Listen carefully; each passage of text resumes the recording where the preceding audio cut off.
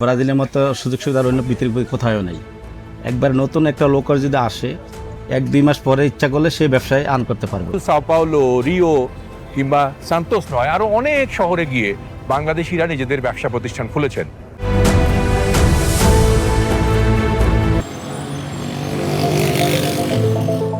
লাতিন আমেরিকার সবচেয়ে বড় দেশ ব্রাজিল, কিন্তু অর্থনীতিতে তেমন শক্তিশালী নয়। প্রায় 21 কোটি জনসংখ্যার দেশটিতে আশেপাশের দরিদ্র দেশ মানে উরুগুয়ে, প্যারাগুয়ে, বলিভিয়া, চিলি, কলম্বিয়ারও 1.5-2 কোটি মানুষ আছেন, যারা এখানে নানা ব্যবসা ও পেশার সাথে জড়িত।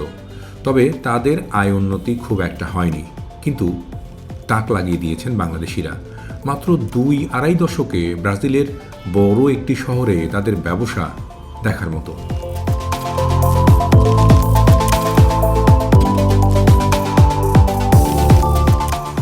ব্রাজিল মূলত ফ্যাশন সচেতন দেশ।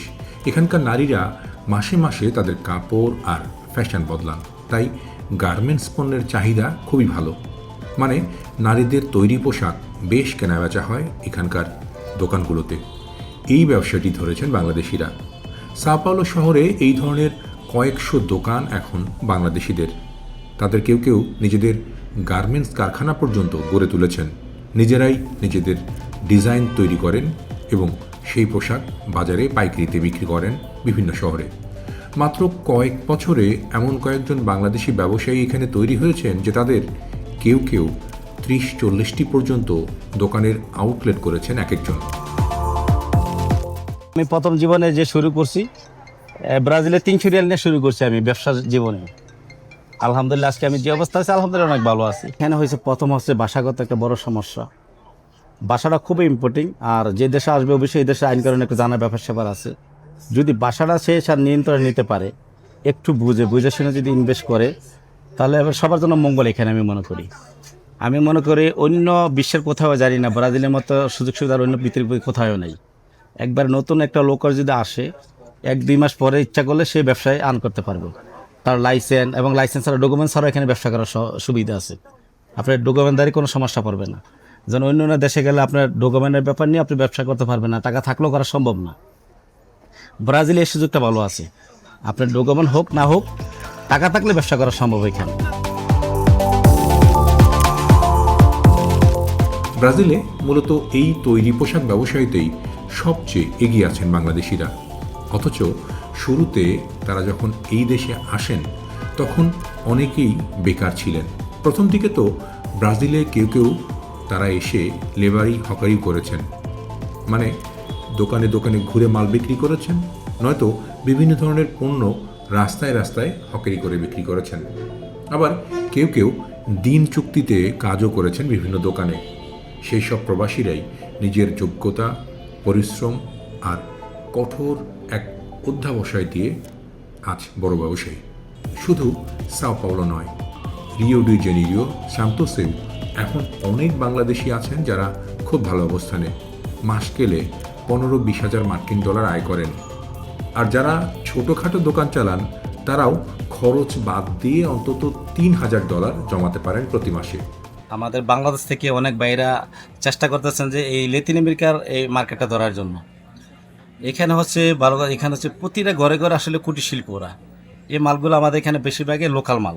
আমার দোকানে কিন্তু 100% সব লোকাল মাল, সব ব্রাজিলের প্রোডাক্টস।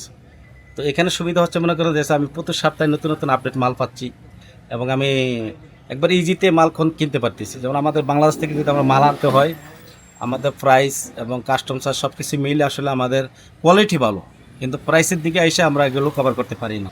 আর এখানে যারা আমরা প্রাইসে ব্যবসা করি অধিকাংশ মানুষ একটা বা দুইটা আইটেম নিয়ে আমরা কাজ করি, কেন এটা হচ্ছে হোলসেলের জায়গা। এখান থেকে আপনার সারা লাতিন আমেরিকা এখান থেকে মাল যায় এই প্রাইসের এই এরিয়া থেকে। তো এখানে কয়েকটা আইটেম নিয়ে কাজ করলে না, এখানে বেশি আইটেমের প্রয়োজন হয় না। তো যারা একটু ভালোভাবে চিন্তা ভাবনা করে ঠান্ডা মাথায় ব্যবসা করার চিন্তা করে যে এখানে থাকবে বা এখানে করে একটা কিছু করবে, একটু চেষ্টা করলে আশা করি ভালো কিছু করা সম্ভব এখানে। সাও পাওলো শহরে এই গার্মেন্টস পণ্যের ব্যবসা এই কারণে জমজমাট যে এখানে প্রচুর মালামাল বিক্রি হয়। মূলত এটি একটি হাব, আর গার্মেন্টসের পণ্য তৈরি হয় এখানকার ঘরে ঘরে, মানে ব্রাজিলিয়ান বলিভিয়ানরা তাদের বাড়িতে বাড়িতে মিনি গার্মেন্টস খুলে বসেছেন। তারাই এই পাইকারি পণ্যগুলো মূলত ঘরে ঘরে তৈরি করেন। প্রায় সবারই ঘরে ঘরে কেউ না কেউ আছেন যারা এই তৈরি পোশাক ব্যবসার সাথে যুক্ত। কয়েকদিনের তৈরি কাপড় তারা হাটের মতো পাইকারি বাজারে এনে বিক্রি করেন। এখান থেকে আশেপাশের দেশগুলোতেও যায় তৈরি পোশাক। এসব কিন্তু কোনো ব্র্যান্ডের না, যে যার মতো করে নিজের নামে ব্র্যান্ড তৈরি করে নিয়েছেন আর সেই ব্র্যান্ডেই পণ্য বাজারজাত করছেন। বাংলাদেশিদেরও কিন্তু এখানে বেশ কয়েক ডজন ব্র্যান্ড আছে যা প্রসিদ্ধ পরিচিত।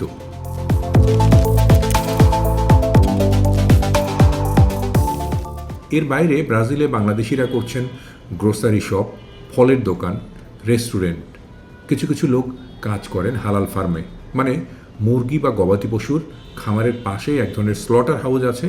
সেখানে মুসলিম দেশগুলোতে রপ্তানির জন্য হালালভাবে গবাদি পশু বা মোরগ মুরগি জবাই করা হয়। সেই জবাই প্রক্রিয়াটাতেই বাংলাদেশিরা হালাল কসাই হিসেবে কাজ করেন। তবে ব্রাজিলে এই মুহূর্তে থাকা প্রায় ৬,০০০ বাংলাদেশির ৩,০০০ই ব্যবসায়ী এটি প্রায় স্বীকৃত এবং তাদের ৮০%-রও বেশি এই গার্মেন্টস বা তৈরি পোশাক ব্যবসায় যুক্ত। তাদের নিজেদের কারবার তারা নিজেরাই কিন্তু খুঁজে নিয়েছেন। এতে পুঁজিও খুব একটা বেশি লাগেনি, মানে নিজেদের আয় থেকেই তারা এই ব্যবসা দাঁড় করিয়েছেন। ব্রাজিলে বাংলাদেশিদের বসতি বহু পুরনো। এই দেশটিতে বহু বছর আগে থেকে বাংলাদেশিরা আসছেন, থাকছেন, ব্যবসা বাণিজ্য করছেন এবং নিজেদের ভাগ্য বদলানোর চেষ্টা করছেন। আবার অনেকেই এই দেশটি ব্যবহার করে আমেরিকার বহু জায়গায় গিয়ে নিজেদের প্রতিষ্ঠিত করার চেষ্টা করছেন। তাই ব্রাজিল বাংলাদেশিদের একটি পরিচিত, পছন্দের গন্তব্য হিসেবেই পরিচিত অনেক দিন ধরে। কিন্তু সেখানে এসে এখন বাংলাদেশিদের এই যারা কাজ করছেন, বিশেষ করে অভিবাসী হয়েছেন, তারা কিন্তু নিজেরা একদিনে এই জায়গায় পৌঁছতে পারেননি। তাদের সংগ্রাম করতে হয়েছে। কেউ কেউ এসে বছরের পর বছর এখানে সাধারণ শ্রমিক বা কর্মী হিসেবে কাজ করেছেন। ফুটপাতে দাঁড়িয়ে জিনিসপত্র বিক্রি করেছেন, পানি বিক্রি করেছেন, কিংবা নিজেরা নানাভাবে নিজেদের জীবন সংগ্রামের সাথে যুক্ত ছিলেন। আস্তে আস্তে তারা ভাগ্য বদলেছেন, নিজেরা ব্যবসায়ী হয়েছেন, দোকান দিয়েছেন। এমনকি শুধু সাও পাওলো, রিও কিংবা সান্তোস নয়, আরও অনেক শহরে গিয়ে বাংলাদেশিরা নিজেদের ব্যবসা প্রতিষ্ঠান খুলেছেন। ব্রাজিলের এই গন্তব্য নিয়ে বাংলাদেশিদের মধ্যে নানা রকমের আগ্রহ আছে। অনেকেই প্রশ্ন করেন কিভাবে ব্রাজিলে যাওয়া যাবে, কিভাবে সেখানে থাকা যাবে, সেখানকার কাগজপত্রই বা পাওয়া যাবে কিভাবে।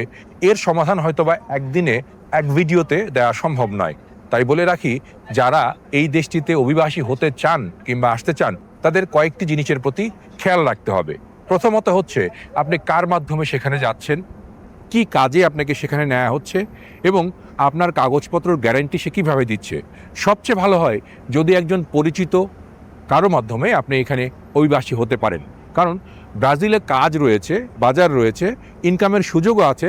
কিন্তু সেটা যদি ব্যাটে বলে ম্যাচ করতে না পারে কিংবা সেটা যদি কোনোভাবে একসাথে মিলতে না পারে, তাহলে আপনি বিপদে পড়বেন, আপনার ভবিষ্যৎ অনিশ্চিত হয়ে যাবে। তাই আপনারা যারা আমার এই ভিডিও দেখছেন কিংবা আজকের এই তথ্যগুলো শুনছেন, তারা যদি সতর্কতার সাথে সেই বিষয়গুলোকে ধরতে পারেন, আয়ত্তে নিতে পারেন বা করতে পারেন, তাহলে পরে ব্রাজিল আপনাদের নিরাপদ গন্তব্য হবে এবং সেটাই আমি চাই। পরিস্থিতি দেখে যা মনে হচ্ছে, আগামী কয়েক বছরের মধ্যে ব্রাজিলই হতে যাচ্ছে বাংলাদেশিদের নতুন এক ব্যবসায়িক গন্তব্য।